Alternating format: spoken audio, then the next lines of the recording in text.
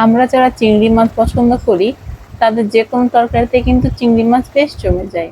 আসসালামু আলাইকুম এভরিওয়ান, সবাই কেমন আছেন? আজকে আমি গুঁড়ো চিংড়ি দিয়ে একটা মজার রেসিপি নিয়ে এসেছি। আমি এখানে একটা কড়াইতে তেল দিয়ে নিয়েছি, আর তেলটা গরম হয়ে গেলে আমি এখানে কিছু চিংড়িগুলো ভালো করে পরিষ্কার করে ধুয়ে রাখা চিংড়িগুলো দিয়ে দিলাম। তেলটা গরম হলে চিংড়িগুলো দেওয়ার চেষ্টা করবেন, তাহলে চিংড়ির যে একটু লাল কালার সেটা আসে।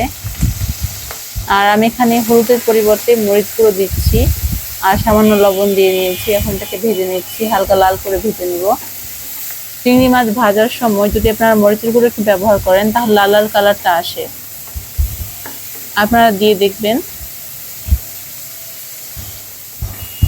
এই মাছগুলো হালকা করে ভেজে নিচ্ছি।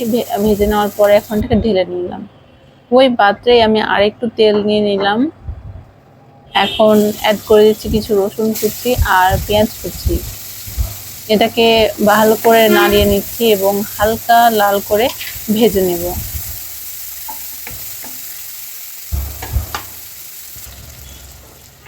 এই যে অনেকটা লাল হয়ে গিয়েছে। এখন আমি গরম তেলের মধ্যে কয়েকটা গোটা জিরা গুঁড়ো ফোড়নের মতো দিয়ে দিচ্ছি, তাহলে জিরার যে ফ্লেভার সেটা পুরো তরকারির মধ্যে ঠিক মতো ছড়িয়ে পড়বে।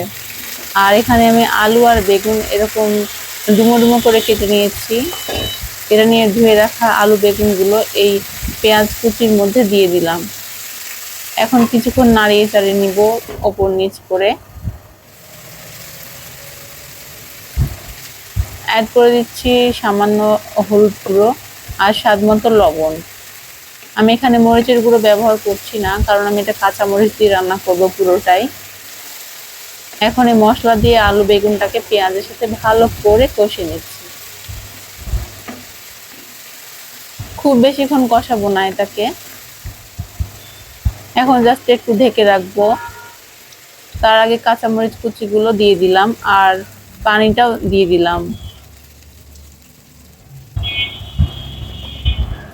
সেদ্ধ করার জন্য, ঝোলের জন্য যতটুকু পানির পরিমাণ ততটুকু আমি এখানে পানি দিয়ে দিলাম, দেখতে পেলেন।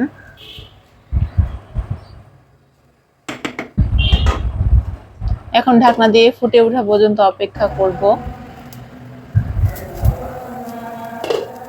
ফুটে উঠেছে। এখন যে ভেজে রাখা চিংড়ি মাছগুলো তুলে রেখেছিলাম সেই চিংড়ি মাছগুলো এখানে দিয়ে দিব। একটু নাড়িয়ে দিলাম, আবার ঢাকনা দিয়ে ঢেকে দিব। এখন আবার কিছুক্ষণ সিদ্ধ হওয়ার জন্য অপেক্ষা করব।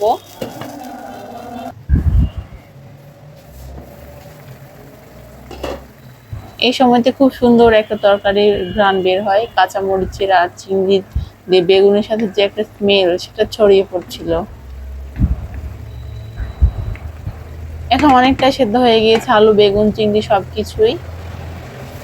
এখন আমি টমেটোটা দিয়ে দিচ্ছি। আপনারা যদি ইচ্ছে করেন টমেটোটা আগে দিতে পারেন। আমার কাছে মনে হয় যে পরে টমেটো দিলেই আলু বেগুন যে ভালো মতো সিদ্ধ হয়ে যাবে, আর পরে টমেটোটা সিদ্ধ হয়ে যাবে ঠিক মতো। টমেটো টকের কারণে কিন্তু অনেক সময় আলু বেগুন সিদ্ধ হতে চায় না, বা একটু দেরি হয় সিদ্ধ হতে আর কি। এখন টমেটোটাও গলে যাওয়া পর্যন্ত অপেক্ষা করব। আর সবগুলো কিন্তু গলে একদম মাখা মাখা হয়ে যাবে তরকারিটা, একদম যে ঘেঁটে যাবে তা কিন্তু নয়।